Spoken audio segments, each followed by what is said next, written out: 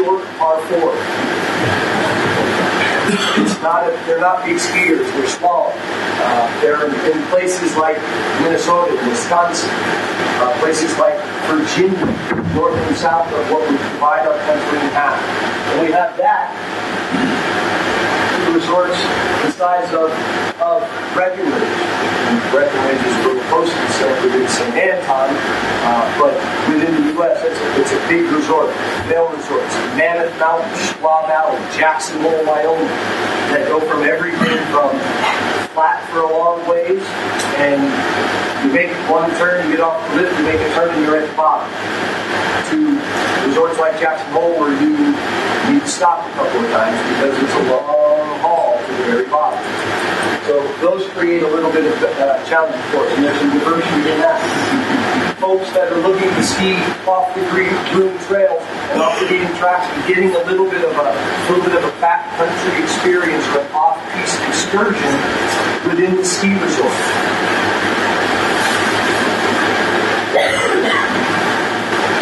Folks that come to a ski resort and take lessons for park and pipe. If you don't have a park, you don't have a pipe, they don't show up at your resort. That's what they're looking for us as far as education and lessons. So all of that diversity is something that we have to, as an organization, we have to manage. And we have a couple of tools to manage that. One of those tools is understanding the student profile. That people come to us for different reasons. We take that student profile and we match it up to our behaviors as instructors, how we accept those, how we recognize those, how we deal with those, and those become how we set up a lesson plan, and that's our behavior, our instructor behavior. Are we okay for the pictures? Is it going okay? You put that all together,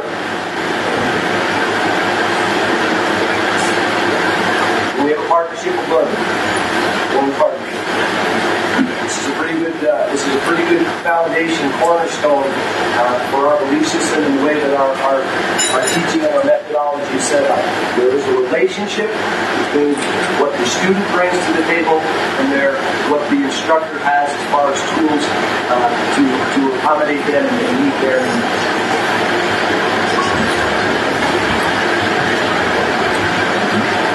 Student profile, here are some of the things that goes into it.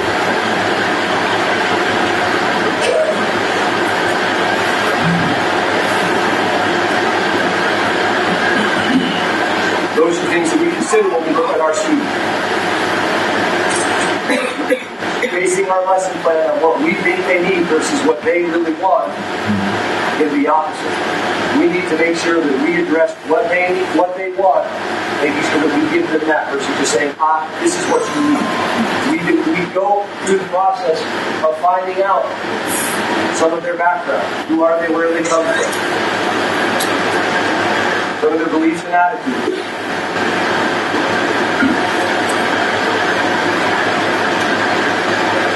Desires and motivation. What they know, where they've been, what other sports are they involved in, what are they coming to a resort for, what are they to a lesson for. Physical conditioning. We have all-day lessons that last a week during our holiday periods in our larger resorts. We're not prepared to take in account physical conditioning. People get gassed and they don't make it to the end of the day, and the learning suffers. We put effort in that. And I think that's something that as coaches we all do, as pros we all look at, but for our developing instructors, we say it so that they're aware of it right from the get-go. Learning style, teaching style. Are you better listening and thinking about things, or are you better off watching?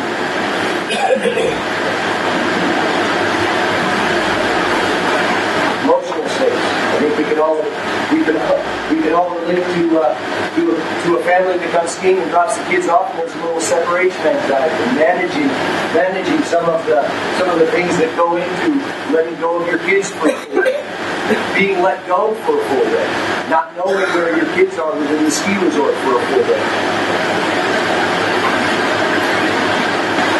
So on the student side of things, those are the things that we look at. Those are some things that we take into account, and we do not take for granted.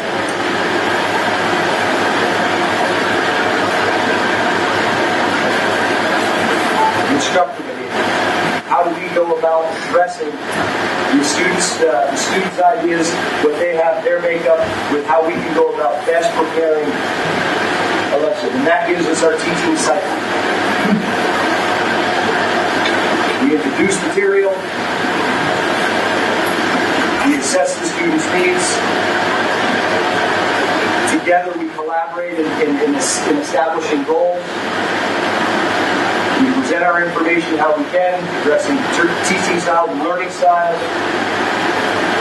We give them ample time to practice, get the opportunity to get some mileage underneath their belts, give them some time to experience different sensations and feelings, different parts of resorts.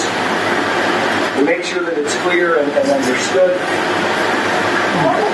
We give them summary so that they know what it is we must be doing the most of the day. Now this changes, huh? This goes around and evolves because not every place. A little too much for you, huh? Good party.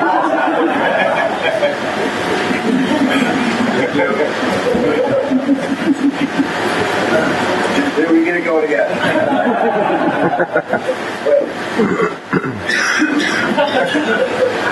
So, but we also recognize that within our students and the lessons that we teach, not everything starts at the beginning. Not everything is the introduction at the beginning. Sometimes we have folks that are there for a full day, so we could potentially start the first day here, but start the third day somewhere down in here. That this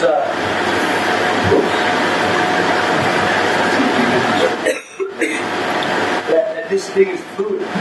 Where you enter isn't always the same. But as long as it holds all of the components, we know that we've done probably a pretty good job of making sure that we've addressed the needs of our students within a good, solid, structured element. To do that within the PSIA and AASI, we got to train our coaches. We got to give them this knowledge. And as you heard and learned with Mark, in an organization spread over the U.S. From West Virginia and Maine to Alaska, that can be a pretty challenging thing. It's a challenging thing. It's a big face to cover. So we got to provide them with resources. One of our most exciting resources from the national organization off of our website is the Movement Matrix. This is an online, interactive tool where coaches can go into the Movement Matrix in any of the disciplines. They can find information about lesson plans. They can find information about exercises. They can find information about movement analysis. All of the tools that they need in an interactive forum to help them get their day started or to continue a positive process through the course of the lesson. You go in there and you click on a discipline that gives you the opportunity to then look at some of the next drop downs that you have. You can click on that. That'll give you a little description. There'll be video. It's not set up to a website right now, so we don't have a video for you.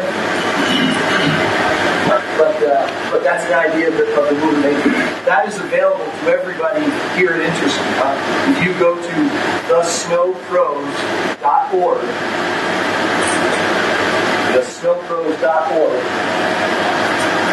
and click on the Interski icon, the green button, you have access to this until March. Yes. March 1st. The video should work, Michael, if you click on the box.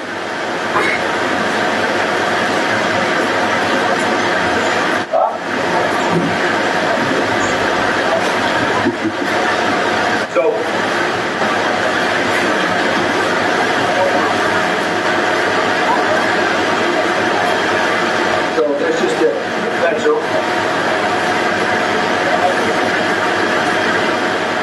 So other resources that we have are manuals. The traditional style of coming through getting education. We produce lots of them. We have them for all disciplines. We start out from dealing with new hire instructors through advanced. We start out with a core manual, things that are common to all snow sports and sliding, and our teaching beliefs, our learning beliefs, learning theory, and then it moves on into the discipline. We produce a bunch of educational material. Again, all of this is both long-term setup in the manual and little pocket guides.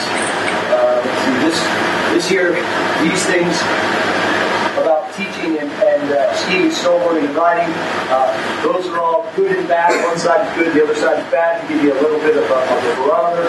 But these are 3x5 cards that are plastic, laminated, and go in the pocket, so our instructors can take those with them on the lift. If they need an idea, they need a little spark of inspiration, they have a resource to go about doing it. With a magazine that comes out 4 times a year, 32 degrees. It is at least, fortunately for us, it's as large as our major ski publications as far as thickness. So it's a full, there's all kinds of information from ski resort management to safety concerns to equipment to instruction. Our website, again, which is available to everybody, again, through snowpros.org. That's available for everybody here at Interski. We have a community. This is a new application on our website where it allows instructors to get together and chit-chat. It's our better version of Facebook, if you will. You know, it gives people a place to go in and say, look, we're birds of a feather. I really want to know about dealing with this child, or do I really want to know about how you make this turn different and better? I really want to get some ideas about who's had success within a lesson out there. This is a situation that I'm having some problem with, throw it out, and everybody, all of our membership, receive that or accessible to that. So suddenly you have brain trust of 30,000 at your disposal. And it's pretty neat. It's growing, it's developing, but it's something that takes off. Hopefully, over the next month and a half, with you guys, maybe we'll see you there. So that kind of gives you a little bit of a look, a little bit of a snapshot of what it is we're about, what we think about, what's important to us. What's important to us is relationship building. What's important to us is a partnership of learning partnership, so that we make sure that we take into account what our students bring to the table in equipment, motivations, where they come from, what they're looking for, so that it is definitely both parties come with a glass that is half full, and we're looking to exchange it to keep everybody's glass all the way full. Nobody comes not knowing something. Everybody brings something to the table, and we've got to embrace that. It's really fundamental to our structure. So this morning, as we go out and the clinics that we would like to do, the workshops that we'd like to do, there's a list of them, but I'm going to let Josh Spoelstra from the snowboard team, he's going to give you a quick little background of a couple of those. So we have a plethora of clinics. I would like using that word. So you have the Freestyle for retention. It's going to be both for snowboarding and for ski. And what we are going to be presenting today is how we incorporate the freestyle world from the beginner lesson all the way throughout to the advanced and expert lessons. From how we get the methodology of the actual freestyle elements and also the mental attitude of freestyle elements. We also have another one. We have 2 adaptive clinics on schedule for today. One is different tools, same outcomes. The idea here is trying to take the mystique, the mysteriousness out of the adaptive components. Looking at the similarities, the overwhelming number of sameness between a stand-up alpine skier, a free tracker, that is one that skis on one leg, a four tracker, 2 legs and 2 outriggers, and a mono skier. Trying to look at how much those are alike rather than the differences. We will also be addressing different models of integrating an adaptive program into your mountain, how to put that into a business structure into your mountain. And we won't spend all day on that by any means, but as we take a couple of something that has been asked of us from this membership, so we'd like to address that as well. We have a second adaptive component today, and that is adaptive snowboarding. And I'd like Josh to address a little bit more information about that. Hope to see you out on the hill, guys. Have a great day. So our adaptive snowboarding is actually been requested from a lot of our students, from a lot of our folks in the United States, and it's widely. It's a good growth market for us, and we are more than willing and of course happy to get anyone sliding on a snowboard. Whether it's normal lesson or any type of adaptive lesson, it doesn't matter, it's all snowboard lessons. And that's how we do it. So what we're going to do is we're going to show you a little bit on who our clients are that are coming from the U.S. to take adaptive snowboarding.